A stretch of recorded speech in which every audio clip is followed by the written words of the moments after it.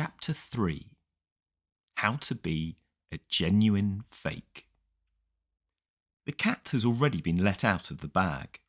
The inside information is that yourself, as just little me, who came into this world and lives temporarily in a bag of skin, is a hoax and a fake. The fact is that because no one thing or feature of this universe is separable from the whole, the only real you or self is the whole. The rest of this book will attempt to make this so clear that you will not only understand the words, but feel the fact. The first step is to understand, as vividly as possible, how the hoax begins.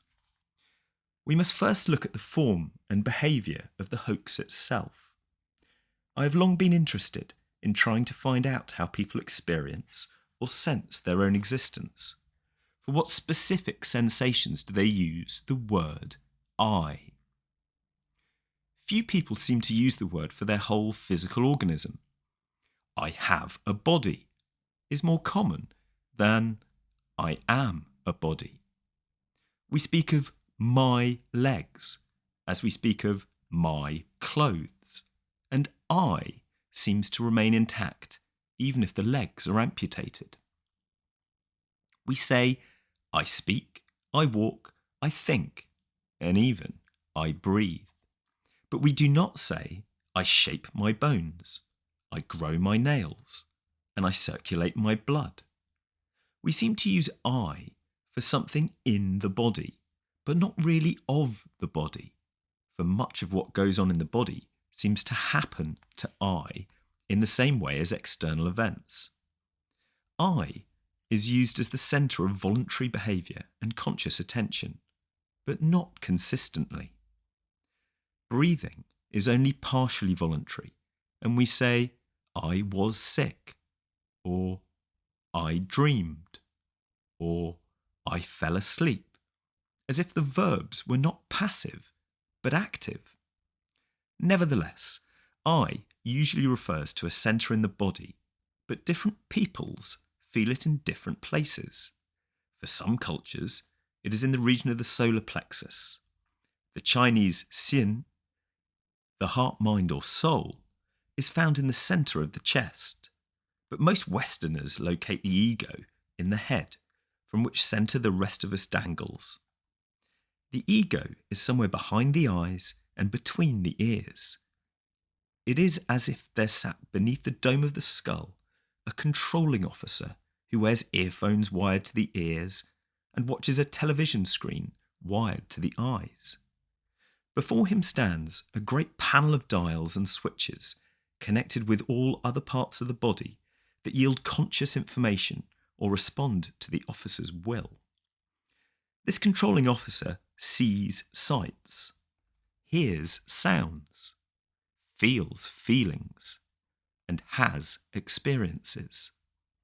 These are common but redundant ways of talking, for seeing a sight is just seeing, hearing a sound is just hearing, and feeling a feeling is just feeling. Having an experience is just experiencing. The fact these redundant phrases are so commonly used shows that most people think of themselves as separate from their thoughts and experiences. All this can get marvellously complicated when we begin to wonder whether our officer has another officer inside his head, and so ad infinitum.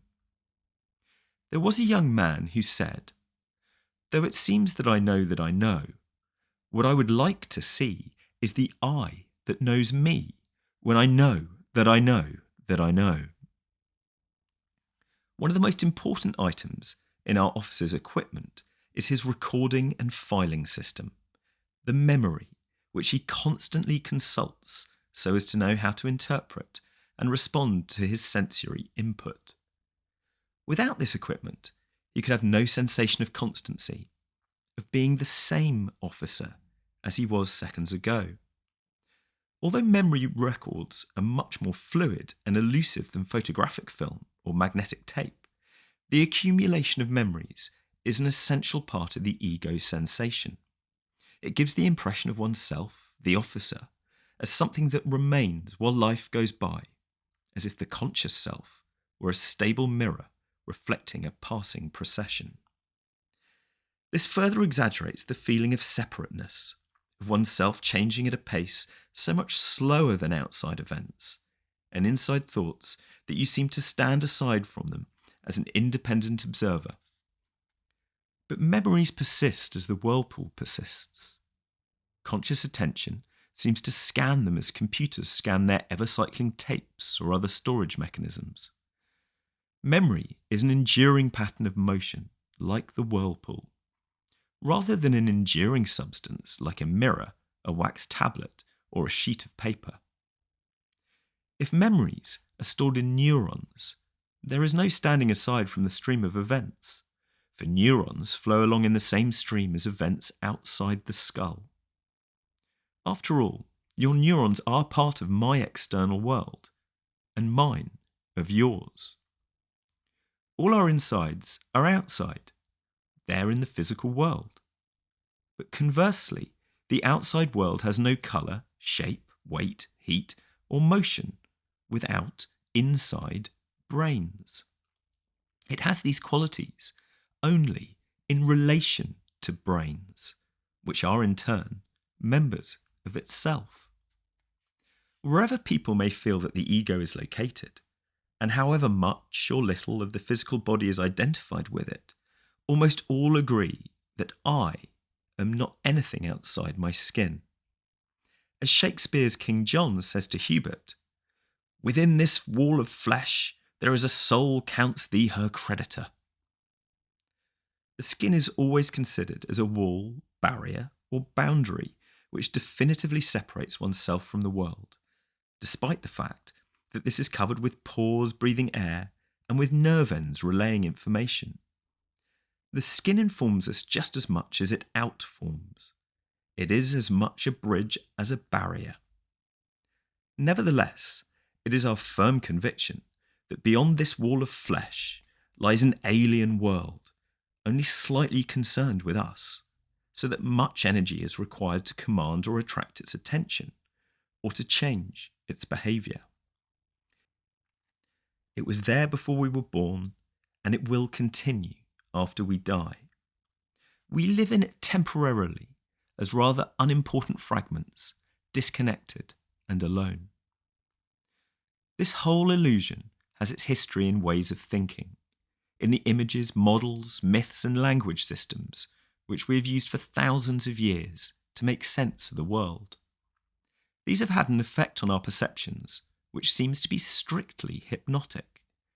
It is largely by talking that a hypnotist produces illusions and strange behavioural changes in his subjects. Talking, coupled with relaxed fixation of the subject's conscious attention. The stage magician, too, performs most of his illusions by patter and misdirection of attention. Hypnotic illusions can be vividly sensuous and real to the subject, even after he has come out of the so-called hypnotic trance. It is then as if the human race has hypnotised or talked itself into the hoax of egocentricity. There is no one to blame but ourselves. We are not victims of a conspiracy arranged by an external god or some secret society of manipulators. If there is any biological foundation for the hoax, it lies only in the brain's capacity for narrowed, attentive consciousness, hand in hand with its power of recognition, of knowing about knowing, and thinking about thinking, with the use of images and languages. My problem as a writer, using words, is to dispel the illusions of language while employing one of the languages that generates them. I can succeed only in the principle of a hair of the dog that bit you. Apart from such human artefacts as buildings and roads, especially Roman and American roads, our universe, including ourselves, is thoroughly wiggly. Its features are wiggly in both shape and conduct. Clouds, mountains, plants, rivers, animals, coastlines, all wiggle. They wiggle so much and in so many different ways that no one can really make out where one wiggle begins and another ends, whether in space or in time. Some French classicist of the 18th century complained that the creator had seriously fallen down on the job by failing to arrange the stars with any elegant symmetry, for they seemed to be sprayed through space like the droplets breaking from a wave. Is all this one thing wiggling in many different ways, or many things wiggling on their own? There are things that wiggle, or are the wigglings the same as the things? It depends upon how you figure it. Millennia ago, some genius discovered that such wiggles as fish and rabbits could be caught in nets. Much later, some other genius thought of catching the world in a net. By itself, the world goes something like a giant wiggle.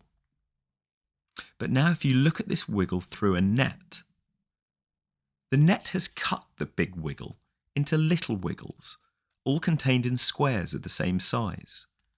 Order has been imposed on chaos. We can now say that the wiggle goes so many squares to the left, so many to the right, so many up, or so many down, and at last we have its number.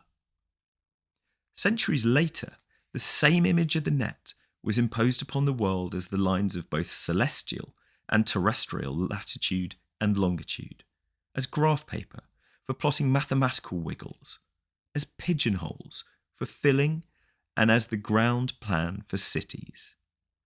The net has thus become one of the presiding images of human thought.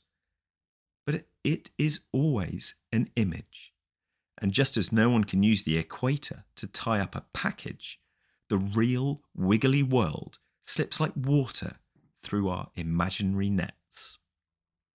However much we divide, count, sort, or classify this wiggling into particular things and events, this is no more than a way of thinking about the world. It is never actually divided. Another powerful image is the ceramic model of the universe, in which we think of it as so many forms of one or more substances, as pots are forms of clay, and as the Abrahamic God is said to have created Adam from the dust. This has been an especially troublesome image, bewildering philosophers and scientists for centuries with such idiotic questions as, how does form influence matter? What is matter?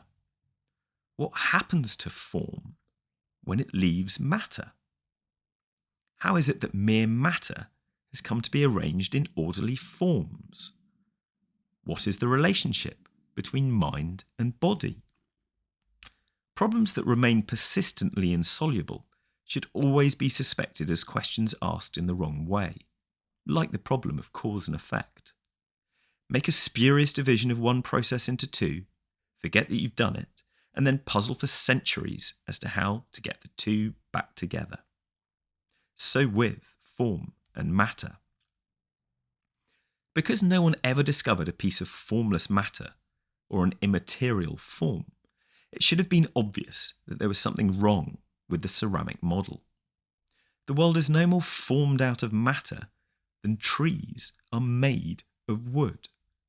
The world is neither form nor matter, for these are two clumsy terms for the same process, known vaguely as the world, or existence, or the force.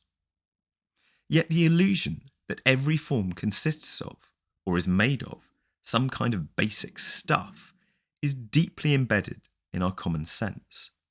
We have quite forgotten that both matter and meter are alike derived from the Sanskrit root matra, to measure, and that the material world means no more than the world as measured or measurable, by such abstract images as nets or matrices, inches, seconds, grams, and decibels. The term material is often used as a synonym for the word physical, from the Greek physis, nature, and the original Indo-European bu, to become. There is nothing in the words to suggest that the material or physical world is made of any kind of stuff according to the ceramic model, which must henceforth be called the crackpot model. But the crackpot model of the world as formed of clay has troubled more than the philosophers and the scientists. It lies at the root of the two major myths which have dominated Western civilization, and these, one following upon the other, have played an essential part in forming the illusion of the real person. If the world is basically mere stuff, like clay, it is hard to imagine that such inert dough can move and form itself. Energy, form, and intelligence must therefore come into the world from outside. The lump must be leavened. The world is therefore conceived as an artifact, like a jar, a statue, a table, or a bell. And if it is an artifact, someone must have made it, and someone must also have been responsible for the original stuff. That too must have been made. In Genesis, the primordial stuff, without form and void, is symbolized as water. And as water does not wave without wind, nothing can happen until the Spirit of God, or the Force, moves upon its face. The forming and moving of matter is thus attributed to intelligent spirit, to a conscious force or energy in forming matter so that its various shapes come and go, live and die. Yet in the world as we know it, many things are clearly wrong, and one hesitates to attribute this to the astonishing mind capable of making this world in the beginning. We are loath to believe that cruelty, pain, and malice come directly from the root and the ground of being, the force, and hope fervently that God at least is the perfection of all that we can imagine as wisdom and justice. We need not enter here into the fabulous and insoluble problem of evil, which this model of the universe creates, save to note that it arises from the model itself. The peoples who developed this myth were ruled by patriarchs or kings, and such super kings as the Egyptian, Chaldean, and Persian monarchs suggested the image of God as the monarch of the universe, perfect in wisdom and justice, love and mercy, yet nonetheless stern and exacting. I am not, of course, speaking of God as conceived by the most subtle Jewish, Christian, and Islamic theologians, but of the popular image. For it is the vivid image, rather than the tenuous concept, which has the greater influence on common sense. The image of God as a personal being, somehow outside or other than the world, had the merit of letting us feel that life is based on intelligence, that the laws of nature are everywhere consistent, in that they proceed from one ruler, and that we could let our imaginations go to the limit in conceiving the sublime qualities of this supreme and perfect being. The image also gave everyone a sense of importance and meaning.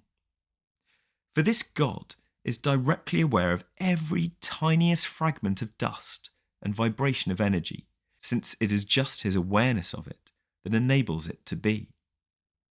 This awareness is also love, and for angels and men at least, he has planned an everlasting life of the purest bliss, which is to begin at the end of mortal time.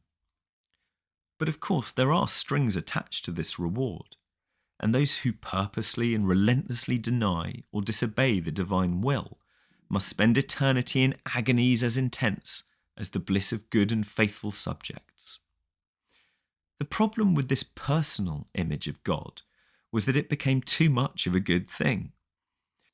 Children working at their desks in school are almost always put off when even a kindly and respected teacher watches over their shoulders. How much more disconcerting to realise that each single deed, thought and feeling is watched by the teacher of teachers, that nowhere on earth or in heaven is there any hiding place from the eye which sees all and judges all. To many people, it was therefore an immense relief when Western thinkers began to question this image and to assert the hypothesis of God was of no help in describing or predicting the course of nature. If everything, they said, was the creation and the operation of God, the statement had no more logic than everything is up. But as so often happens, when one tyrant is dethroned, a worse takes his place. The crackpot myth was retained without the potter. The world was still understood as an artifact, but on the model of an automatic machine. The laws of nature were still there, but no lawmaker. According to the deists, the Lord had made this machine and set it going, but then went to sleep or off on vacation.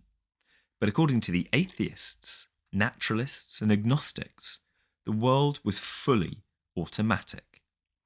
It had constructed itself, though not on purpose. The stuff of matter was supposed to consist of atoms like minute billiard balls, so small as to permit no further division or analysis. Allow these atoms to wiggle around in various permutations and combinations for an indefinitely long time, and at some time, in virtually infinite time, they will fall into the arrangement that we have now as the world. It's the old story of the monkeys and typewriters. In this fully automatic model of the universe, shape and stuff survived as energy and matter. Human beings, mind and body included, were parts of the system, and thus they were possessed of intelligence and feeling as a consequence of the same interminable gyrations of atoms. But the trouble about the monkeys with the typewriters is that when at last they get round to typing the Encyclopaedia Britannica, they may at any moment relapse into gibberish. Therefore, if human beings want to maintain their fluky status and order, they must work with full fury to defeat the merely random processes of nature. It is most strongly emphasised in this myth that matter is brute and energy blind, that all nature outside human and some animal skins is a profoundly stupid and insensitive mechanism. Those who continued to believe in someone up there who cares were ridiculed as woolly-minded wishful thinkers, poor weaklings unable to face man's grim predicament in a heartless universe where survival is the sole privilege of the tough guys. If the all too intelligent personal God was disconcerting, relief in getting rid of him was short-lived. He was replaced by the cosmic idiot, and people began to feel more estranged from the universe than ever. This situation merely reinforced the illusion of the loneliness and separateness of the ego, now a mental mechanism. And people calling themselves naturalists began the biggest war on nature ever waged. In one form or another, the myth of the fully automatic model has become extremely plausible, and in some scientific and academic disciplines, it is as much a sacrosanct dogma as any theological doctrine of the past, despite contrary trends in physics and biology. For there are fashions in myth, and the world-conquering West of the 19th century needed a philosophy of life in which realpolitik, victory for the tough people who faced the bleak facts, was the guiding principle. Thus, the bleaker the facts you face, the tougher you seem to be. So we vied with each other to make the fully automatic model of the universe as bleak as possible. Nevertheless, it remains a myth, with all the positive and negative features of myth as an image used for making sense of the world. It is doubtful whether Western science and technology would have been possible unless we had tried to understand nature in terms of mechanical models. According to Joseph Needham, the Chinese, despite all their sophistication, made little progress in science because it never occurred to them to think of nature as mechanism, as composed of separable parts and obeying logical laws. Their view of the universe was organic. It was not a game of billiards in which the balls knocked each other around in a cause and effect series. What were causes and effects to us were to them correlatives, events that arose mutually, like back and front. The parts of the universe were not separable, but as fully interwoven as the act of selling with the act of buying. Until the middle of the 17th century, Chinese and European scientific theories were about on a par, and only thereafter did European thought begin to move ahead so rapidly. But though it marched under the banner of Cartesian Newtonian mechanism, that viewpoint could not permanently suffice for the needs of science. The time came when it was imperative to look upon physics as the study of the smaller organisms and biology as the study of the larger organisms. When the time came, Europe, or rather by then the world, was able to draw up a model of thinking very old, very wise, and not characteristically European at all. A made universe, whether of the crackpot or fully automatic model, is made of bits, and the bits are basic realities of nature. Nature is therefore to be understood by microscopy and analysis, to find out what the bits are and how they are put together. This was the view of the nominalist philosophers of the late Middle Ages, who strongly opposed the then called realists for maintaining that such entities as mankind or human nature were real substances underlying the accidents of particular men and women. Every individual was therefore an example or case of the human substance, though the word as then used did not mean matter or stuff, but a kind of essence standing, stance, under, sub, its particular manifestations. The nominalists maintained that this was nonsense. For them, mankind was no more than the sum total of individual people. Mankind was not a substance, but simply a name for a class of creatures. It was not real, but merely nominal. Nominalism, as we know, became the dominant attitude of Western thought, and especially of the philosophy of science. In the 18th century, Rousseau went so far as to suggest that society and the state had originally been formed by a contract between individuals. Society was an association, like the Rotary Club, which individuals had at some point joined and therefore abandoned their original independence. But from the standpoint of modern sociology, we feel that man is necessarily a social thing, if only for the reason that no individual can come into being without a father and a mother, and this is already society. Until quite recent times, it has been the prevailing view of Western science that animals and plants, rocks and gases are composed of such units as molecules, cells, atoms, and other particles in much the same way that a house is composed of bricks. But a consistent nominalist will have to be forced into the position that there really is no such thing as the human body.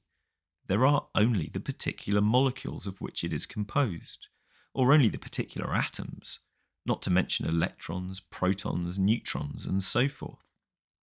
Obviously, these particles do not by themselves constitute the human body.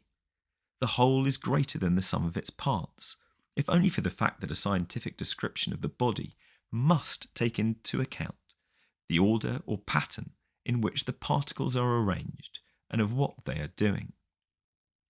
The man behind the microscope has this advice for you. Instead of asking what it is, just ask, what does it do? But even this is not enough.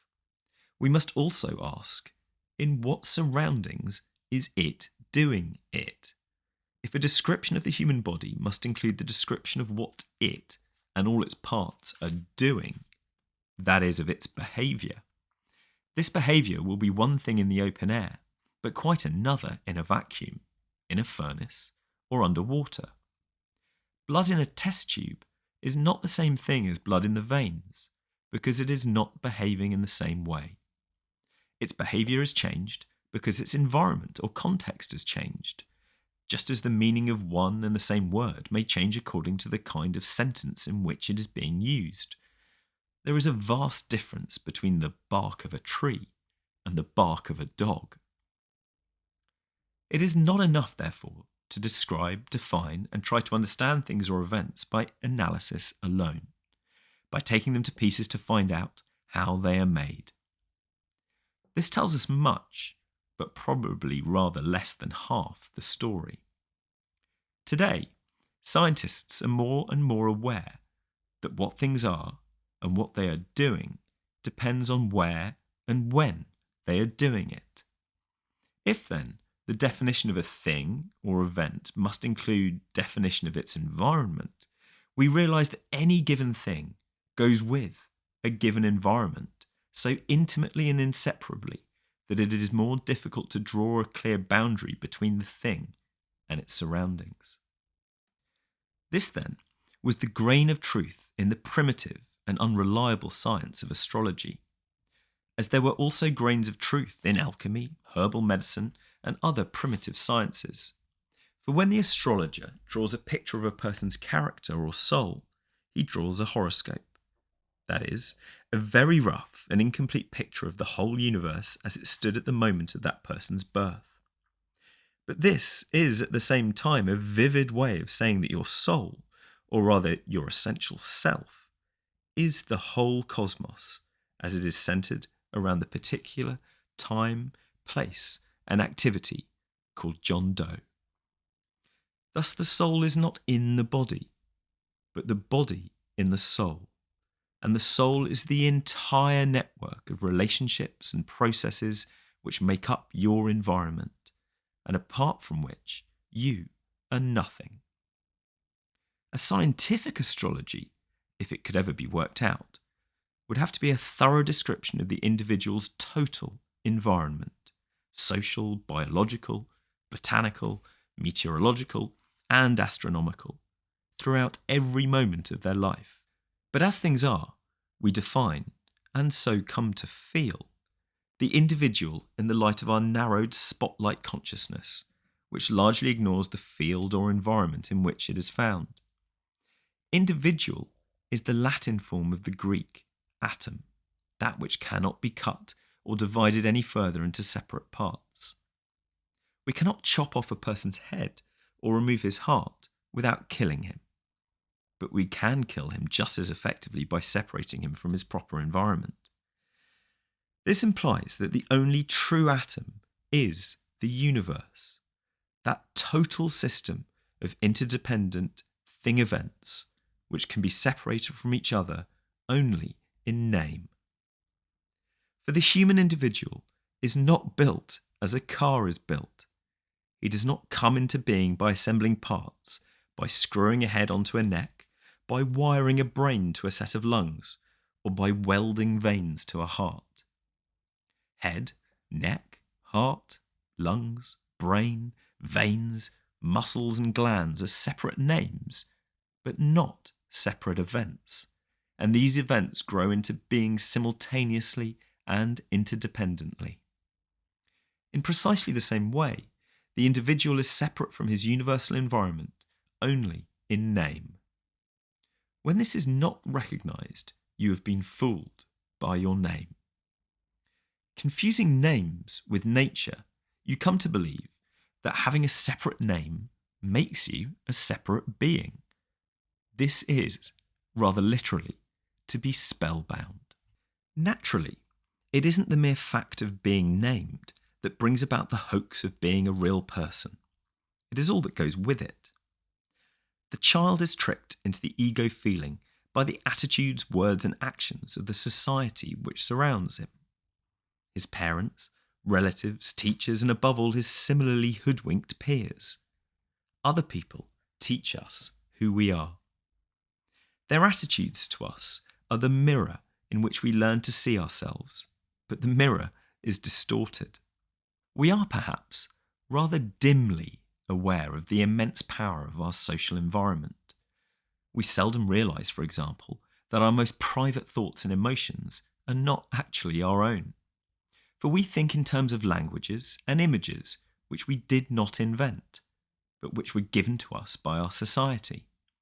We copy emotional reactions from our parents, learning from them that excrement is supposed to have a disgusting smell, and that vomiting is supposed to be an unpleasant sensation. The dread of death is also learned from their anxieties about sickness and from their attitudes to funerals and corpses. Our social environment has this power just because we do not exist apart from society. Society is our extended mind and body. Yet the very society from which the individual is inseparable is using its whole irresistible force to persuade the individual that he is indeed separate. Society, as we now know it, is therefore playing a game with self-contradictory rules. Just because we do not exist apart from the community is able to convince us that we do, that each one of us is an independent source of action with a mind of its own. The more successfully the community implants this feeling, the more trouble it has in getting the individual to cooperate, with the result that children raised in such an environment are almost permanently confused. This state of affairs is known technically as the double bind. A person is put in a double bind by a command or request which contains a concealed contradiction. Stop being self-conscious. Try to relax. Or the famous prosecuting attorney's question to the man accused of cruelty to his wife. Have you stopped beating your wife yet? Answer yes or no. This is a damned if you do and damned if you don't situation, which arises constantly in human, and especially family, relations. A wife complains to her husband, "Do you realise that since we were married 2 years ago, you haven't once taken me to the movies? It wasn't that way when you were courting. I think you're beginning to take me for granted." When the penitent husband returns from work the following evening, he says, "Darling, what about going to the movies after dinner?" And she replies, "You're only suggesting it because I complained." Society, as we now have it, pulled this trick on every child from earliest infancy. In the first place, the child is taught that he is responsible, that he is a free agent, an independent origin of thoughts and actions, a sort of miniature first cause. He accepts this make-believe for the very reason that it is not true. He can't help accepting it, just as he can't help accepting membership in the community where he was born. He has no way of resisting this kind of social indoctrination. It is constantly reinforced with rewards and punishments. It is built into the basic structure of the language he is learning. It is rubbed in repeatedly with such remarks as, "It isn't like you to do a thing like that," or "Don't be a copycat, be yourself." Or, when one child imitates the mannerisms of another child whom he admires, "Johnny, that's not you, that's Peter." The innocent victim of this indoctrination cannot understand the paradox. He is being told that he must be free. An irresistible pressure is being put on him to make him believe that no such pressure exists. The community of which he is necessarily a dependent member defines him as an independent member. In the second place, he is thereupon commanded, as a free agent, to do things which will be acceptable only if done voluntarily. "You really ought to love us," say parents, aunts, uncles, brothers and sisters. All nice children love their families and do things for them without having to be asked. In other words, we demand that you love us because you want to, and not because we say you ought to. Part of this nonsense is due to the fact that we confuse the must, expressing a condition. To be a human, you must have a head, with the must, expressing a command. You must put away your toys. No one makes an effort to have a head, and yet parents insist that, to be healthy, a child must have regular bowel movements, or that he must try to go to sleep, or that he must make an effort to pay attention, as if these goals were simply to be achieved by muscular exertion. Children are in no position to see the contradiction in these demands. and even if some prodigy were to point them out, he would be told summarily not to answer back, and that he lacked respect for his elders and betters. Instead of giving our children clear and explicit explanations of the game rules of the community, we befuddle them hopelessly because we, as adults, were once so befuddled, and remaining so, do not understand the game we are playing. A double-bind game is a game with self-contradictory rules, a game doomed to perpetual self-frustration, like trying to invent a perpetual motion machine in terms of Newtonian mechanics, or trying to trisect any given angle with a straight edge and a compass. The social double-bind game can be phrased in several ways. The first rule of this game is that it is not a game. Everyone must play. You must love us. You must go on living. Be yourself, but play a consistent and acceptable role. Control yourself and be natural. Try to be sincere. Essentially, this game is a demand for spontaneous behaviour of certain kinds. Living, loving, being natural or sincere, all these are spontaneous forms of behaviour. They happen of themselves, like digesting food or growing hair. As soon as they are forced, they acquire that unnatural, contrived and phony atmosphere which everyone deplores, weak and scentless, like forced flowers, and tasteless, like forced fruit. Life and love generate effort, but effort will not generate them.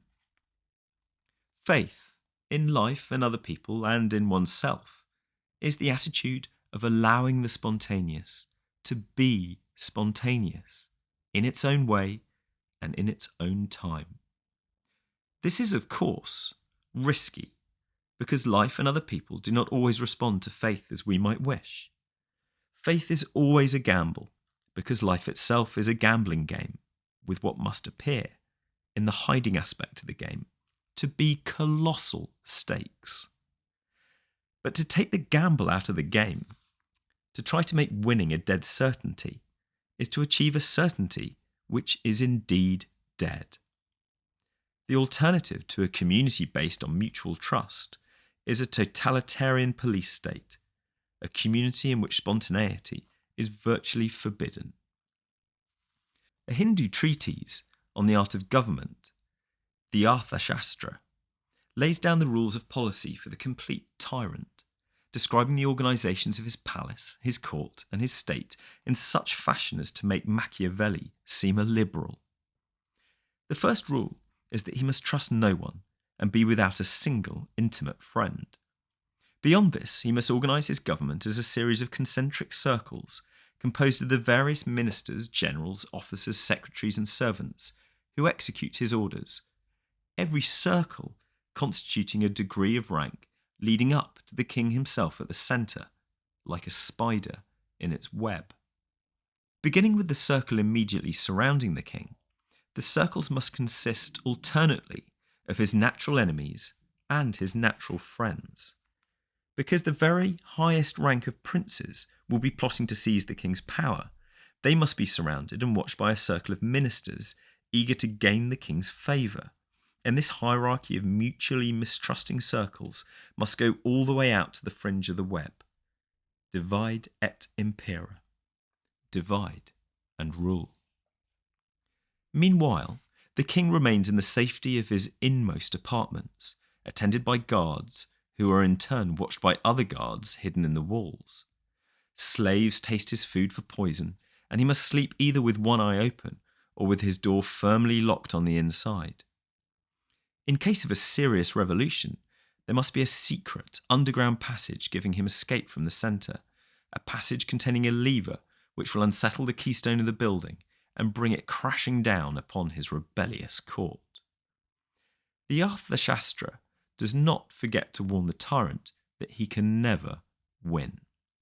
He may rise to eminence through ambition or the call of duty, but the more absolute his power, the more he is hated, and the more he is the prisoner of his own trap. The web catches the spider. He cannot wander at leisure in the streets and parks of his own capital, or sit on a lonely beach listening to the waves and watching the gulls. Through enslaving others, he himself becomes the most miserable of slaves. Nothing fails like success, because the self-imposed task of our society and all its members is a contradiction, to force things to happen which are acceptable only when they happen without force. This, in turn, arises from the definition of man as an independent agent in the universe, but not of it, saddled with the job of bending the world to his will. No amount of preaching and moralizing will tame the type of man so defined, for the hypnotic hallucination of himself as something separate from the world renders him incapable of seeing that life is a system of geological and biological cooperation. Certainly, the system contains fights: birds against worms, snails against lettuce, and spiders against flies. But these fights are contained in the sense that they do not get out of hand, that no one species is the permanent victor. Man alone is trying to eliminate his natural enemies in the conviction that he is, or should be, the supreme species. Just as we cultivate vegetables, cattle, and chickens for food in the realization that we depend upon these creatures for our life, we should also realize that enemy creatures which prey upon man, insects, bacteria, and various fungi, are in fact enemy friends. A New York hostess entertaining a statesman from Pakistan brought up the problem of the urgent need for birth control in Asia and what was being done about it in Pakistan. She was utterly nonplussed with the reply that all the propaganda about birth control was merely the white man's attempt to maintain his superiority over the coloured races. I told her that she should have answered, "No, indeed, we only want to help you to prune your beautiful fruit trees." For the enemy friends of man are his pruners. They prevent him from destroying himself by excess fertility, so that a person who dies of malaria or tuberculosis should be honoured at least as much as one who has died for his country in battle. He has made room for the rest of us, and the bacteria which killed him should be saluted with proper chivalry as an honourable foe. The point is not that we should forthwith abandon penicillin or DDT. It is that we should fight to check the enemy, not to eliminate them. We must learn to include ourselves in the round of cooperations and conflicts, of symbiosis and preying, which constitutes the balance of nature. For a permanently victorious species destroys not only itself, but all other life in its environment. The obvious objection to an argument against wiping out such natural enemies of man as cancer or mosquitoes is our sympathy for the individuals who get caught. It is all very well to reason, in the abstract, that the human population has to be pruned, but when disease puts its finger on me, I run for the doctor. What would be the success of a call for volunteers for pruning? In Western civilization, we do not abandon sickly babies, shoot the insane, let the hungry starve, or leave diseased people to die in the streets. At least not in our better moments.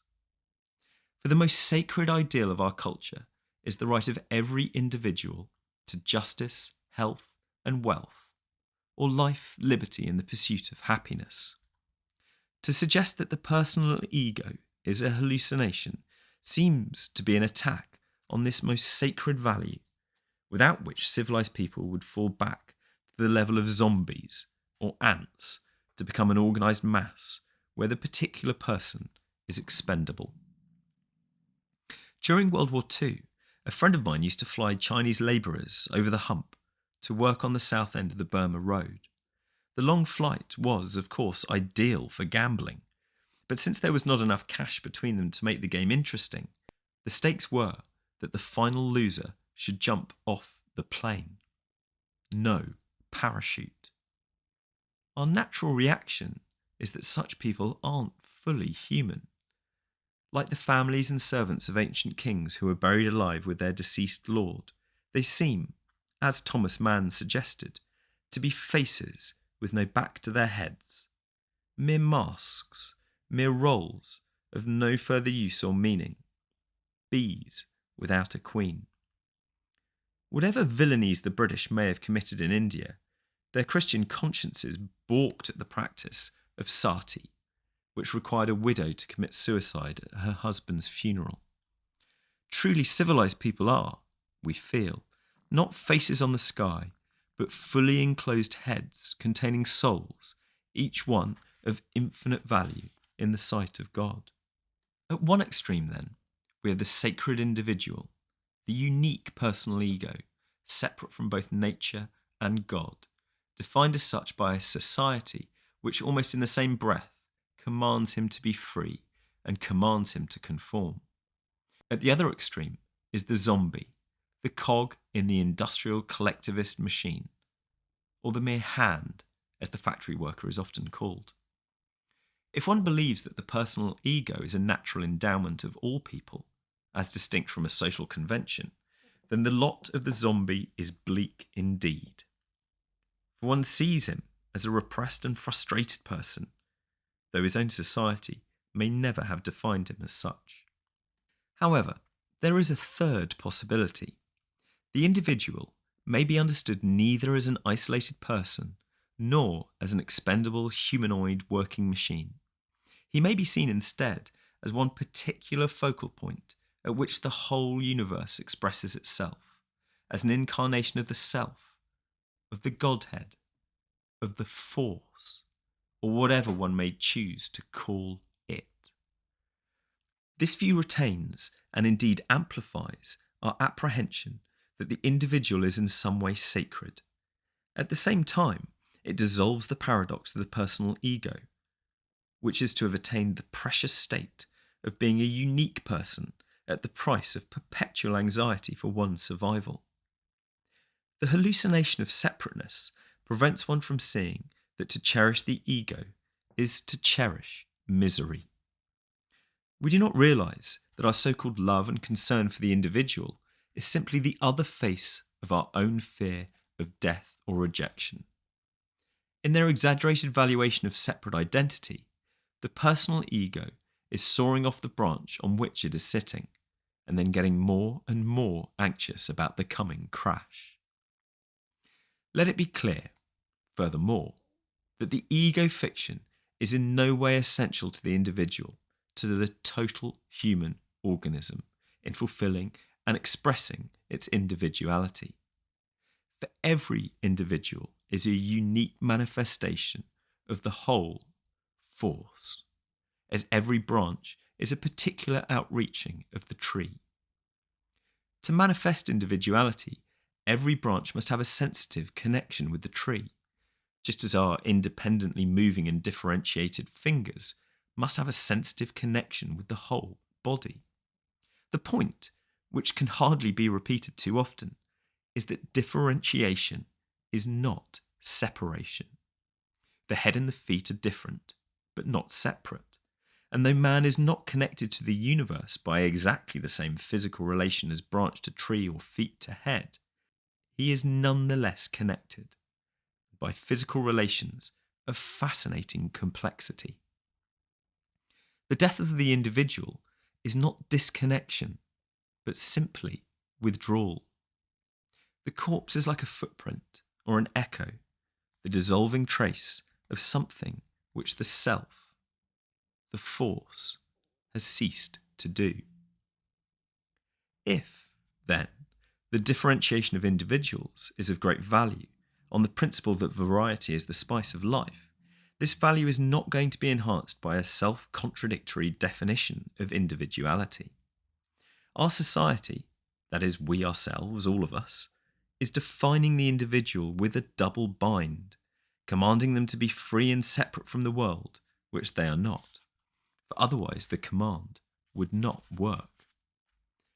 Under the circumstances, it works only in the sense of implanting an illusion of separateness, just as the commands of a hypnotist can create illusions.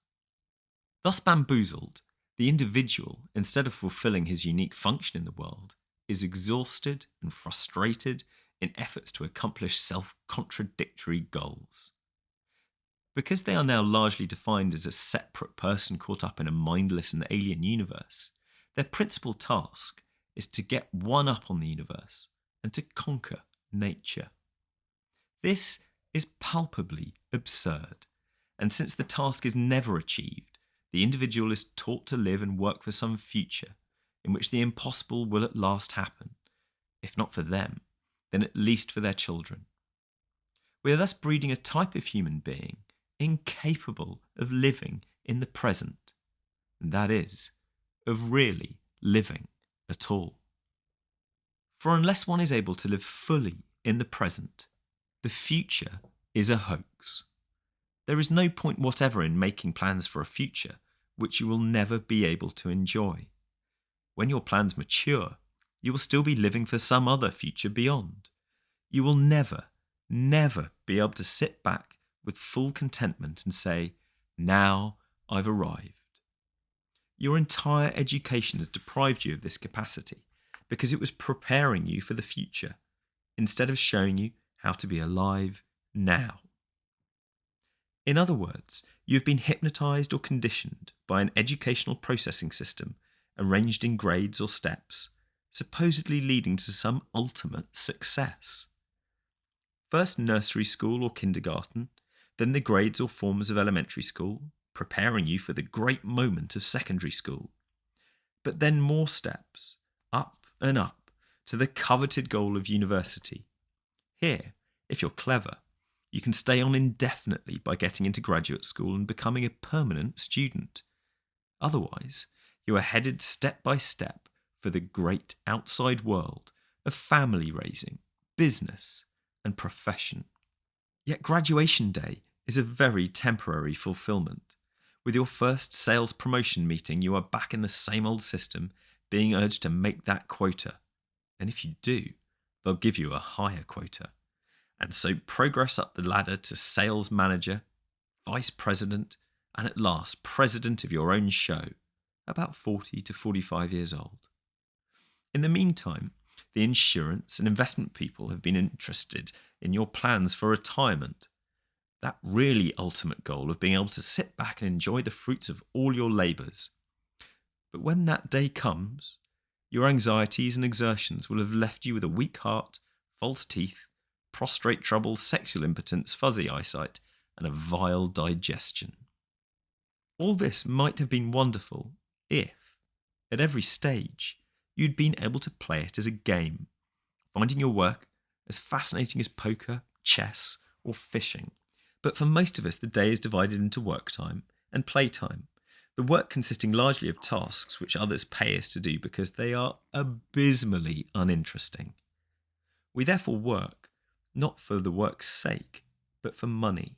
And money is supposed to get us what we really want in our hours of leisure and play.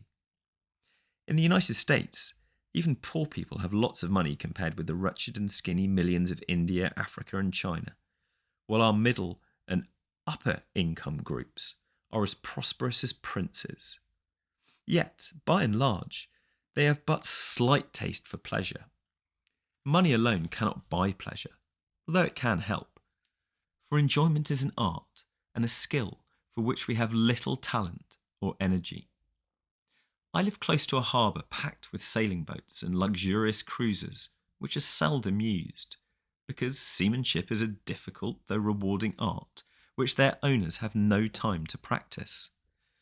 They bought the boats either as status symbols or as toys, but on discovering that they were not toys as advertised, they lost interest. The same is true of the entire and astounding abundance of pleasure goods that we can buy. Foodstuffs are prolific, but few know how to cook. Building materials abound in both quantity and variety, yet most homes look as if they had been built by someone who had heard of a house, but never seen one.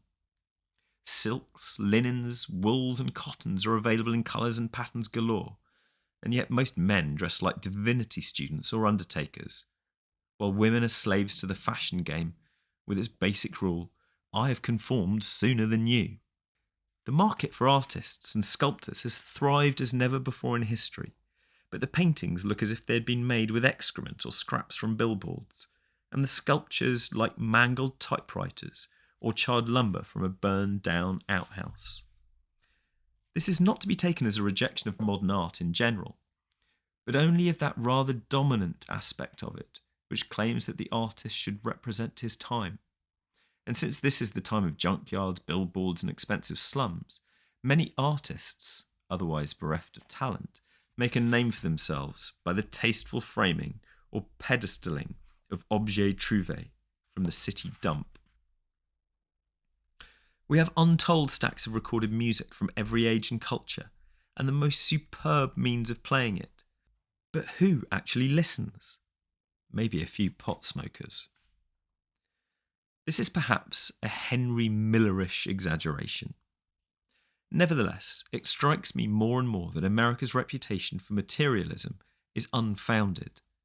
That is, if a materialist is a person who thoroughly enjoys the physical world and loves material things, in this sense we are superb materialists when it comes to the construction of jet aircraft.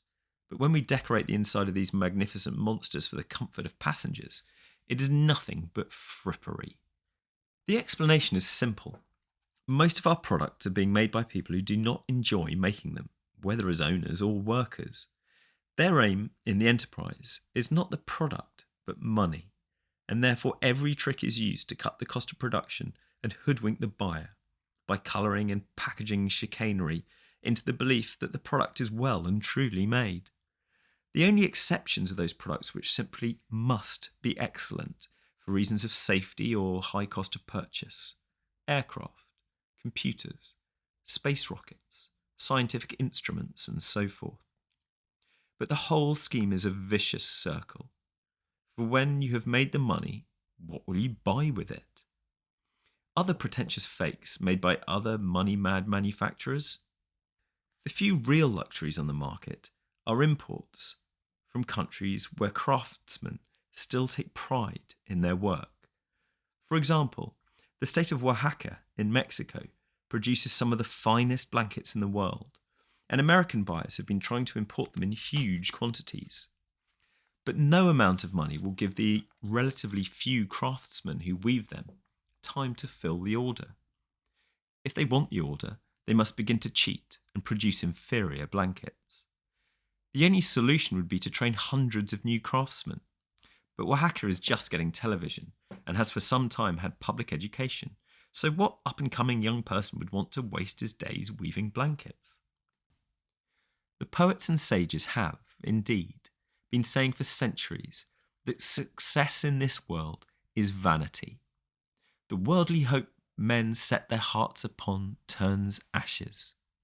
Or, as we might put it in a more up-to-date idiom, just when our mouth was watering for the ultimate goodies, it turns out to be a mixture of plaster of Paris, papier-mâché, and plastic glue. Comes in any flavour. I've thought of putting this on the market as a universal substance, a prima materia for making anything and everything. Houses, furniture, flowers, bread, they use it already, apples, and even people. The world, they are saying, is a mirage. Everything is forever falling apart, and there's no way of fixing it. And the more strenuously you grasp this airy nothingness, the more swiftly it collapses in your hands. Western technological civilization is, thus far, man's most desperate effort to beat the game, to understand, control, and fix this will-o'-the-wisp called life. And it may be that its very strength and skill will all the more rapidly dissolve its dreams. But if this is not to be so, technical power must be in the hands of a new kind of person. In times past, recognition of the impermanence of the world usually led to withdrawal. On the one hand, ascetics, monks, and hermits tried to exercise their desires so as to regard the world with benign resignation, or to draw back and back into the depths of consciousness, to become one with the self in its unmanifest state of eternal serenity. On the other hand, others felt that the world was a state of probation, where material goods were to be used in a spirit of stewardship as loans from the Almighty, and where the main work of life is loving devotion to God and to man. Yet both these responses are based on the initial supposition that the individual is the separate ego, and because this supposition is the work of a double bind, any task undertaken on this basis, including religion, will be self-defeating. Just because it is a hoax from the beginning, the personal ego can make only a phony response to life. For the world is an ever-elusive and ever-disappointing mirage only from the standpoint of someone standing aside from it, as if it were quite another than themselves, and then trying to grasp it. Without birth and death, and without the perpetual transmutation of all the forms of life, the world would be static, rhythmless, undancing, mummified. But a third response is possible. Not withdrawal, not stewardship on the hypothesis of a future reward, but the fullest collaboration with the world as a harmonious system of contained conflicts, based on the realization that the only real I is the whole endless process of the Force. This realization is already in us, in the sense that our bodies know it, our bones and nerves and sense organs. We do not know it only in the sense that the thin ray of conscious attention has been taught to ignore it, and taught so thoroughly that we are very genuine fakes indeed.